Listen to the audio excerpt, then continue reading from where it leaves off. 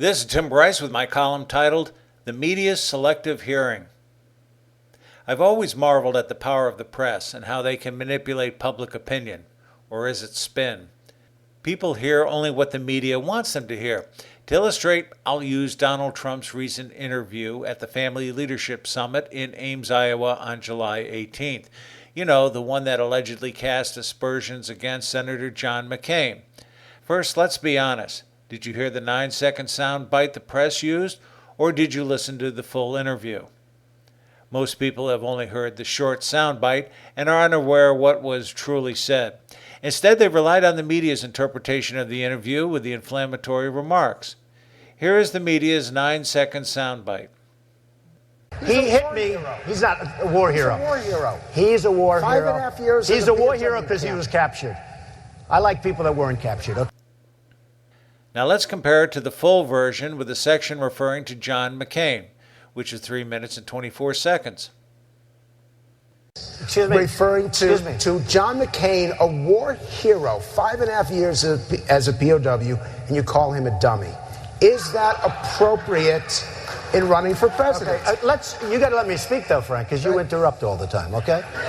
So, no, I know him too well. That's the problem. Let's take John McCain. I'm in Phoenix. We have a meeting that is going to have 500 people at the Biltmore Hotel. We get a call from the hotel. It's turmoil. Thousands and thousands of people are showing up. 3-4 days before, they're pitching tents on the hotel grass. The hotel says, we can't handle it. It's going to destroy the hotel. We move it to the convention center. We have 15,000 people. The biggest one ever, bigger than Bernie Sanders, bigger than 15,000 people showed up to hear me speak, bigger than anybody, and everybody knows it. A beautiful day with incredible people that were wonderful, great Americans, I will tell you. John McCain goes, oh boy, Trump makes my life difficult. He had 15,000 crazies show up, crazies. He called them all crazy. I said, they weren't crazy. They were great Americans. These people, if you would have seen these people, I know what a crazy is. I know all about crazies. These weren't crazy. So he insulted me, and he insulted everybody in that room. And I said, somebody should run against John McCain, who has been, in my opinion, not so hot. And I supported him. I supported him for president. I raised $1 million for him. It's a lot of money. I supported him. He lost. He let us down. But, he lost. So I never liked him as much after that, because I don't like losers. But Frank, let me get to it. He hit me. He's not a war hero. He's a war hero. He's a war hero. 5.5 years. He's a war hero because he was captured. I like people that weren't captured, okay? I hate to tell you. Do you agree with that? He's a war hero because he was captured, okay? You can have, and I believe perhaps he's a war hero, but right now he said some very bad things about a lot of people.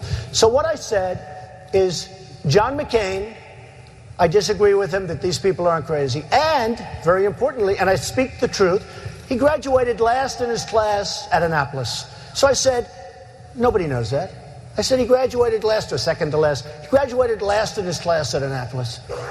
And he was upset. I said, why? For telling the truth? See, you're not supposed to say that somebody graduated last or second to last in their class, because you're supposed to be, like Frank says, very nice. Folks, I want to make America great again. We want to get down to brass tacks.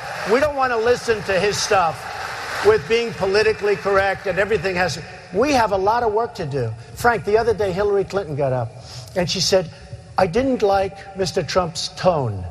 We have people, Christians, having their heads cut off in the Middle East.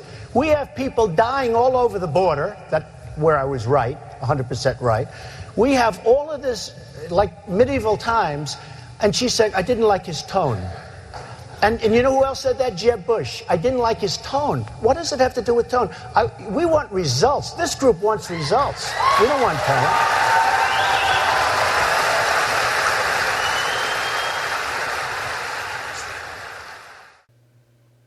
So what did we learn from the full interview? First, Trump had a positive relationship with McCain in the past, even going so far as to donate $1 million to McCain's presidential campaign in 2008. Second, the relationship soured when McCain made the crazies comment.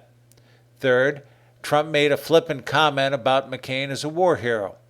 If you listen to the audio section carefully, you realize Trump was trying to be entertaining, as he had through most of the interview. None of this came through the 9-second soundbite, which was the effect the media was hoping to achieve. Trump may not be the most articulate speaker, but as a businessman, he wants results, and the audience reacted positively in this regard. Bottom line, this incident was much ado about nothing, and the media turned it into something to suit their needs. I'm not sure who owes who an apology, but I suspect it is the liberal press to American voters. The liberal media has a love-hate relationship with Donald Trump. Because they are working for the Democrats, they certainly do not want him as president, but they love him for increasing their viewership. Think about it. Without Trump, there would be little to talk about regarding the Republican presidential race.